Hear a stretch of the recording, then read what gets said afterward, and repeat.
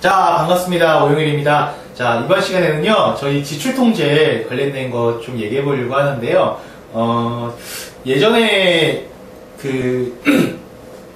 언제죠? 한 몇 년 됐는데, 예전에 4개의 통장이라는 책이 굉장히 인기를 얻고 베스트셀러로 됐었던 그런 책이 있었는데, 많은 사람들이 이제는 부자가 되기 위해서 수익을 내는 것도 중요하고 많이 버는 것도 중요한데, 그와 못지않게 저축하기 이전에 이제 지출을 통제하는 거, 쓸데없는 소비가 나가지 않게 잘 아끼는 방법도 굉장히 중요하다는 걸 공감들을 좀 많이 하시는 것 같으세요. 그럴 때 지출 통제할 때 가장 좋은 방법이 바로 통장 관리거든요. 그래서 그 통장 관리 방법이 어떤 게 있는지, 그리고 어떻게 활용을 하고 있으신지 다른 분들은 그런 것들을 좀 같이 얘기를 해보려고 합니다.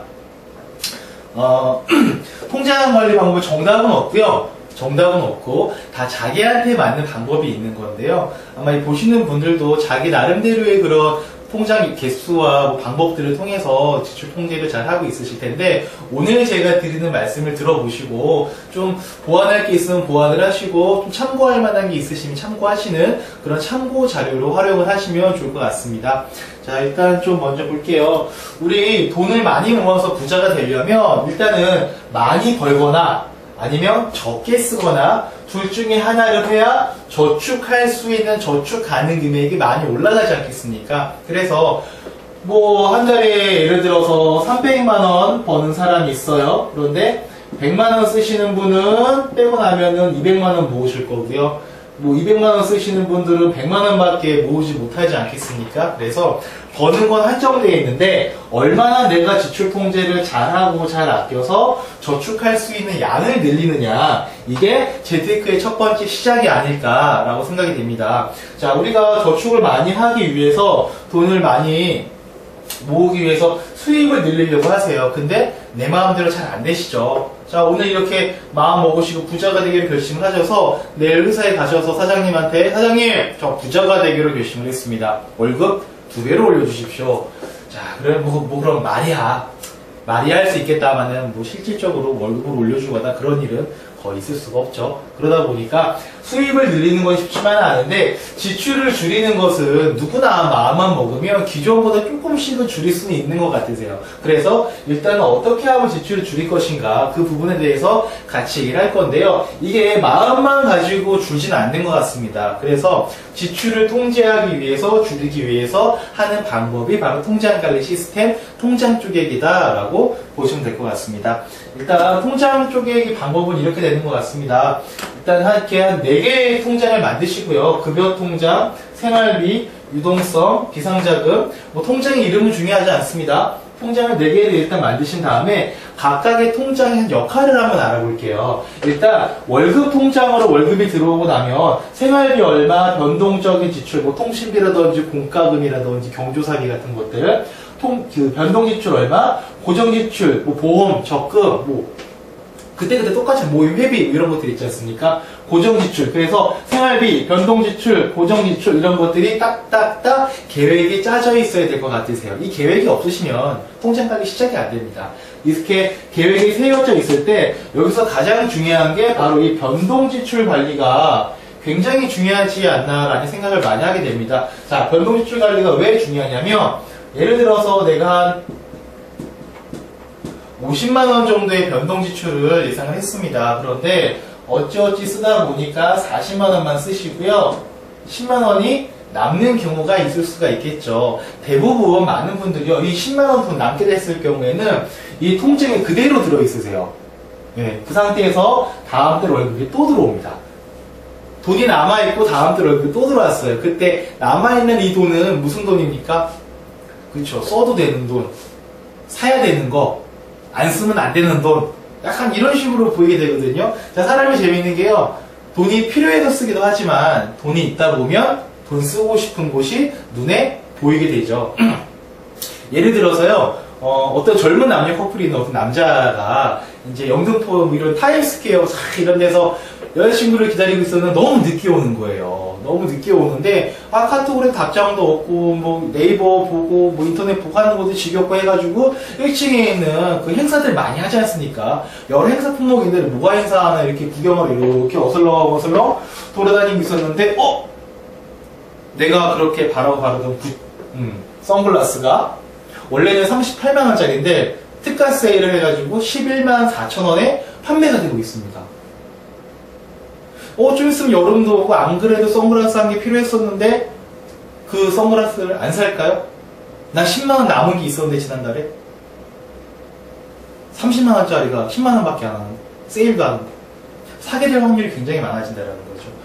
물론 그 선글라스를 산다는 자체가 나쁘다라는 걸 말씀드리는 게 아니고요. 어찌 보면 안 써도 되는 돈이었었는데, 그리고 이 10만원은 선글라스 사려고 남긴 돈이 아니고요. 변동 지출에 계획했던 거에 남았던 거지 선글라스 살 돈이 아니었어요. 그런데 이 돈이 이 통장에 그대로 그냥 노는 것처럼 들어가 있다 보니까 돈 쓸 곳이 눈에 보인다라는 겁니다.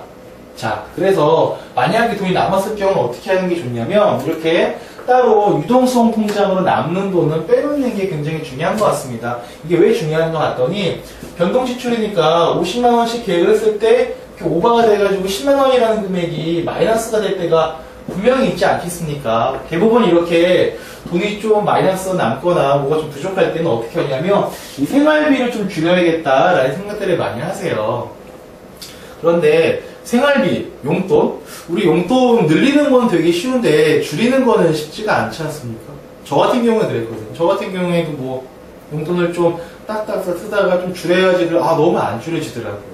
용돈을 줄인다는 것, 생활비를 줄인다는 자체는 돈을 좀 적게 쓴다는 의미도 있지만 나의 생활 패턴이 조금 바뀐다는 거기 때문에 이게 쉽지만은 않습니다. 그래서 이렇게 좀 돈이 모자랄 때 생활비를 줄이는 것이 힘들어가지고 고정적으로 나가는 적금이나 보험이나 펀드나 이런 것들을 중간에 해약하시는 일들이 되게 많으신 것 같더라고요. 자, 그런데 우리나라 사람들이 보통 평균적으로요, 적금을 중간에 해약했을 경우에 받는 금액이 약 한 300만원 정도가 된다는 뉴스 기사를 언젠가는 본 적이 있었는데 정확한 건 모르겠습니다. 아무튼 300만원을 받게 됩니다. 10만원이 부족해서 300만원짜리 적금을 깼어요. 그리고 10만원을 쓰시고 이제 290만원이 남았습니다. 그러면 이 290만원 다시 은행에 넣어놔야겠죠. 근데 넣어놓을까요, 사람들이? 잘 안 넣어놓습니다. 왜? 당장 은행에 이 돈을 넣어놓지 않아도 내 인생에 크게 불편한 게 없으니까. 그쵸? 뭐 은행에 있나 그냥 이 통장에 있나 뭐 딱히 상관없지 않습니까? 은행에 묶어놓나 그냥 들고 있나 뭐 안 쓰면 되지 라는 마음을 갖고 있으신데, 참 사람이 재밌는 게 아까도 말씀드렸다시피 돈이 있으면요 돈이 쓰고 싶어지게 되는 경우들이 좀 많이 있는 것 같아요. 그 어릴 때 그 돼지저금통 효과라는 게 있는데요, 그 돼지저금통 이렇게 한 마리가 있으면 저 같은 경우에 그랬거든요. 몰래 배를 갈랐었어요. 뭐 한 번도 안 가르신 분도 있겠지만 제가 만났던 분들은 뭐 한 번쯤은 다 배를 갈랐던 그런 경험들이 있으시더라고요. 자, 저도 어릴 때 그 오락실을 너무 가고 싶은데 어머니가 돈을 안 주시는 거예요. 그래서 돼지저금통 배를 갈라서 50원짜리 를 꺼냈어요. 그때 이제 게임 한 판이 50원이었었는데 50원짜리 꺼내서 게임을 한 판을 하고 재밌게 놀고 왔죠. 그 다음날 그 친구들이 부릅니다. 영일아 뭐 오락실 가자 놀자 불러요. 엄마한테 얘기해줘. 엄마 100원만 주세요. 안 준대요. 주지 마세요. 또 꺼내고 또 꺼내고 어느 순간 그 무거웠던 돼지가 가벼워져 있는 걸 보고 제가 큰일 났다, 큰일 났네 걱정했던 기억이 있었는데요. 이것도 마찬가지로 어른들한테 돼지저금통 같은 게 아닌가 싶습니다. 왜 우리 10만원짜리 하나 있으면 잘 안 쓰잖아요. 한 번 깨면 어떻게 돼요? 줄줄줄 새 나가는 거죠. 이것도 마찬가지인 것 같아요. 한 번 깨면은 줄줄줄 새어 나가는 것 같습니다. 평상시에 우리 저축하느라 되게 힘들었지 않습니까? 먹고 싶은 거 안 먹고, 입고 싶은 거 안 입고, 여행 가고 싶은 거 참았고, 친구는 아이패드 샀네, 뭐 샀네, 휴대폰 바꿨네, 예쁜 옷 샀네. 나는 참았죠. 왜? 저축을 하기 위해서. 그런데 어찌 보면 뭐 합법적으로 저축이 깨진 거예요, 이제. 이거를 이제 저축을 안 해도 돼. 당장 써도 크게 누가 뭐라고 하는 사람도 없어요. 그러면 괜히 그냥 평상시에 갖고 싶었던 뭐 휴대폰을 바꾼다라든지 아니면 옷을 한 개 산다라든지 이참에 그냥 우리 부모님 여행 한번 보내드리자 뭐 이렇게 여러 가지 이유로 돈을 슬금슬금 쓰게 되는 경우들이 굉장히 많다라는 거죠. 그런데 이렇게 목돈이 무너지는 시장을 봤더니요, 부족했었던 변동지출 관리가 한번 안 되다 보니까 이런 것들이 이렇게 큰 나비 효과처럼 연쇄 효과 반응을 일으키더라라는 게 있는 것 같습니다. 근데요, 만약에 내가 10만원이 남았을 때 일로 빼놨던 게 있잖아요. 그러면 이렇게 다시 그냥 가지고 와버리면 되는 거죠. 물론 뭐 똑같이 남고 똑같이 부족해서 이게 딱딱딱 맞지는 않겠죠. 그런데 이렇게 부족할 때를 대비해서 뭔가를 준비하는 사람과 아무것도 준비하지 않는 사람은 당연히 결과가 다르지 않을까라고 생각이 됩니다. 그래서 이 유동성 통장이 굉장히 중요한 것 같고요. 아마 아시는 분은 아시겠지만 톱니바퀴를 아무리 정교하게 잘 만들어도요, 처음에 기름을 한 방울 떨어뜨리지 않으면 잘 안 돌아간다고 하더라고요. 물론 기름 때문에 그 톱니바퀴가 잘 돌아간다는 건 아닌데 기름 한 방울이 없으면 잘 돌아가지 않더라. 이 유동성 통장이라는 게 우리 돈을 관리하는 데 있어가지고 바로 그런 기름 한 방울의 역할을 하는 게 아닌가라는 생각을 하고요. 돈을 좀 잘 모으시는 분들, 쉽게 말해서 진짜 아끼고 모아서 자수성가하시는 어른들을 만나봤을 때 대부분 거의 다 이런 것들을 관리할 통장이 따로 다들 있으시더라고요. 그리고 제가 누구나 맞출 수 있고 누구나 맞출 수 있으신데 다 틀리시는 질문 한번 해볼게요. 돈을 많이 모으기 위해서는 체크카드 그리고 신용카드, 체크카드를 쓰는 게 돈을 모으기 좋을까요? 아니면 신용카드를 쓰는 게 돈이 모으기 좋을까요? 그렇죠. 체크카드가 훨씬 소비를 억제하는 효과가 있죠. 신용카드는 계속 빚지면서 소비하는 거지 않습니까? 친구랑 걸어가다가 내 마음에 드는데, 야, 친구야 5만원만 주고 다음 달에 줄게. 또 걸어가다가 친구 3만원만 주고 다음 달에 줄게. 이거를 그냥 카드사가 해주는 거잖아요. 신용카드는 쓰다가 보면 뭐 다들 아실 겁니다. 쓸 때는 몰랐는데 그 카드 대금 청구날 보면 깜짝깜짝 놀라는 경우들이 많이 있으시잖아요. 그게 바로 신용카드인데, 체크카드랑 신용카드랑 되게 말이 많죠. 그 모든 재테크 책을 보면요, 제일 처음에 이런 소비 통제 같은 것들을 많이 다루게 되는데 항상 나오는 게 두 가지입니다. 체크카드가 좋냐, 신용카드가 좋냐. 모든 전문가들은 얘기해요. 체크카드가 좋다고. 그리고 우리 고객분도 거의 다 이게 좋다고 얘기하세요. 근데 이걸 쓰세요. 신용카드를. 왜? 편하니까. 편리성 때문에 그런 거죠. 뭐가 편한 거예요? 돈 쓰고 싶을 때 돈을 못 쓰게 되는 불편함이 없는 편리함이죠. 근데 그 편리함이 쌓이다 보면 나중에 불편함으로 오게 되지 않습니까? 그리고 이 체크카드와 신용카드를 좀 심리학적으로 풀어놓은 글을 예전에 본 적이 있었는데 이런 게 있대요. 우리가 저축을 할 때는요, 의식하지 못하는 무의식적으로 저축을 해야 되고요. 그리고 지출을 할 때는 의식적으로 지출을 해야 된다라는 말이 있더라고요. 이게 무슨 말이냐면, 저축 같은 경우에는 우리 적금이나 펀드 같은 거 할 때 자동이체 걸어놓으면 알아서 돈이 매달 빠져나가지 않습니까? 근데 평상시에는 내가 이번 달에 50만 저축했어. 또 50만 원 했어. 이제 100만 원 됐어. 또 50만 원 했어. 150만 원 됐어. 이렇게 계속 의식하지 않고 그냥 신경 안 쓰고 그냥 빠져나가는 거죠. 그러다가 만기가 딱 됐을 때 어휴, 벌써 이렇게 돈이 많이 모여있네? 이런 생각을 하게 됩니다. 지출 같은 경우에는 내가 돈을 쓸 때마다 좀 의식을 할 필요성이 있을 것 같아요. 무슨 얘기냐면, 체크카드를 쓰게 되면 예를 들어 내가 50만 원을 넣어 놓습니다. 그러면 5만 원 쓰면은 5만 원 쓰고 45만 원 남은 게 문자로 오죠. 신청하면 되니까. 또 45만 원 쓰면 또 10만 원 쓰면은 35만 원 잔액 남아있다고 문자가 오게 되고요. 이렇게 내가 돈을 쓸 때마다 얼마를 썼고 얼마가 남았는지 이렇게 해서 의식할 수가 있어야 그것을 보고 계속 감이 있으니까 이번 달 며칠씩이나 남았는데 돈이 이거밖에 안 남았네. 그러면 자기가 알아서 지출을 좀 정리하게 됩니다. 나갈 모임자리 한 번 좀 덜 나가게 되고요. 좀 비싼 거 먹을 한 번은 좀 저렴한 거에 만족하면서 먹을 줄 알게 되고 거기에 맞춰서 생활을 한다는 거죠.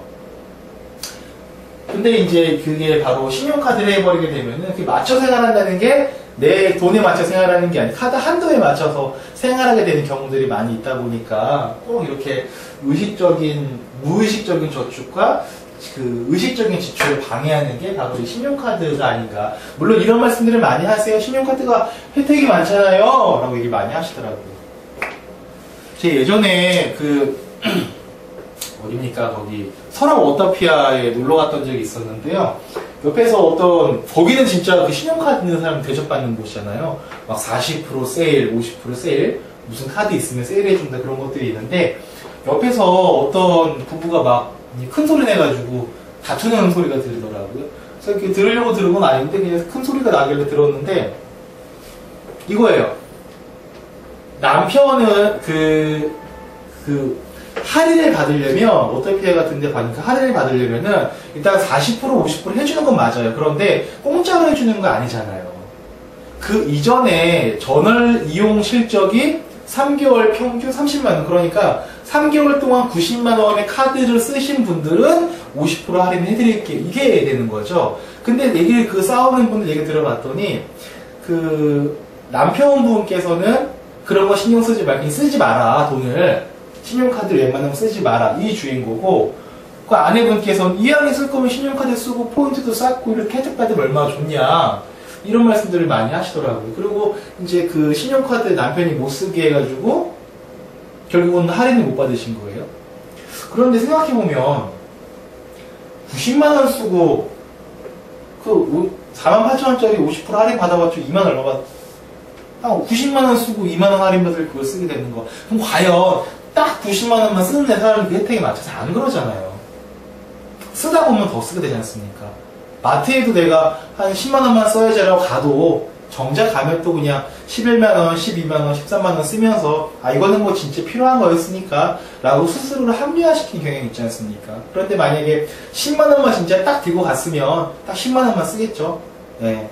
물론 뭐 13만원 쓰고 12만원 쓰는 게 나쁜 건 아닌데 뭐 쓴 건 사실이지 않습니까? 네. 그리고 뭐 돈을 아끼고 싶다면서요. 이거 하는 이유가 뭐예요? 돈을 아끼려고 하는 거지 않습니까? 아낀다는 건 뭐냐면 지출의 자유로움을 조금은 포기하고 고통을 조금은 받아들이겠다. 그게 포함되어 있는 거잖아요. 근데 많은 분들이 물론 뭐 저도 그랬었고 지금 살짝 그러는데 그런 거를 좀 못 참는 것 같아요. 쓸 거 다 쓰고 돈이 아껴졌으면 좋겠어. 근데 그런 거 없지 않습니까? 쓰면 쓰는 만큼 나를 합리화시키는 만큼 돈을 많이 모으지 못하는 거기 때문에 일단 정해진 한도 내에 쓰는 거 되게 중요한 것 같아요. 그래서 신용카드를 쓰는 것보다는 생활비를 따로 빼놓고 거기에 걸려있는 체크카드만 가지고 생활을 하는 게 훨씬 좋은 걸 다 알고 있으니까 이렇게 따로 빼놓고 이 안에서만 쓰시는 게 되게 중요한 것 같고요. 그리고 이 비상금 통장인데요. 얘는 어떤 역할이냐면 많은 분들이 유동성이랑 비상금이랑 좀 섞어서 생각들을 좀 많이 하시는 것 같더라고요. 이 유동성 통장의 역할은 보셨다시피 변동지출이나 생활비가 좀 모자랄 때 지원해주는 약간 그런 모양새라고 본다면 얘는 조금 성격이 다르게 생각을 하시는 게 좋을 것 같습니다. 자, 지금 다니시는 회사가 월급 밀린 적이 한 번도 없으시면 좋죠. 근데 월급이 밀릴 수도 있는 거고요. 또는 내가 능력이 좋아서 다른 곳으로 이직을 하고 스카우트제를 받아서 갈 수도 있지 않습니까? 근데 그럴 경우에 딱딱딱 맞아서 월급이 안 끊기고 들어오면 좋은데 한 달, 두 달 월급이 안 들어오는 텀이 생길 수도 있어요. 그러면 월급은 안 들어왔다고 내가 돈 안 쓰나요? 돈 나갈 데가 없나요? 월급이 안 들어와도 난 돈 나갈 때는 있죠. 그때 어떻게 하실래요? 또 적금 깨실래요? 또 펀드 깨고 또 보험 깨고 약관 대출 받고 그럴 게 아니라 따로 준비를 해놓자는 거죠. 그래서 월평균 생활비 3배는 저생활비가 아닌 전체 급여의 3배라고 보시면 될 것 같으세요. 내가 월급이 뭐 300이다 그러면 900, 뭐 500이다 그럼 1500. 물론 뭐 수치상의 3배이긴 하지만 적절하게 한두 달 월급이 안 나와도 우리 가정 또는 내가 생활하는데 어려움이 없을 수 있도록 따로 무언가를 준비해 놓자라는 게 바로 비상금 통장이다라고 보시면 될 것 같습니다. 그래서 정리를 한번 하면요.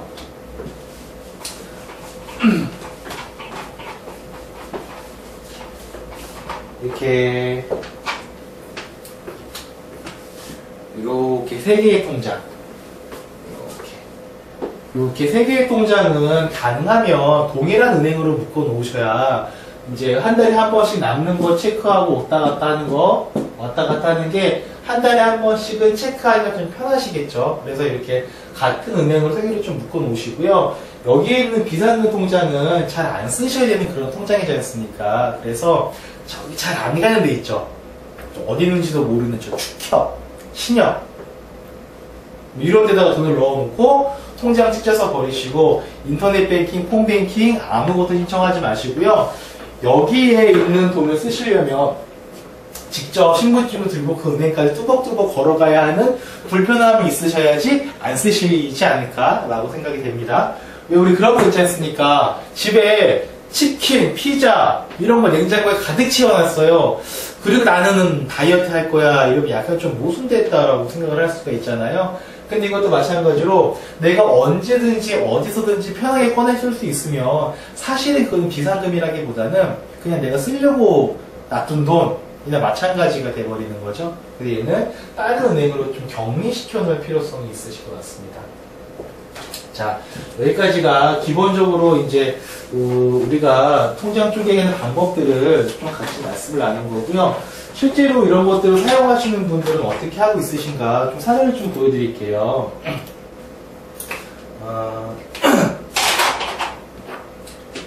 일단 급여통장으로 이분들은 다 월급이 들어옵니다.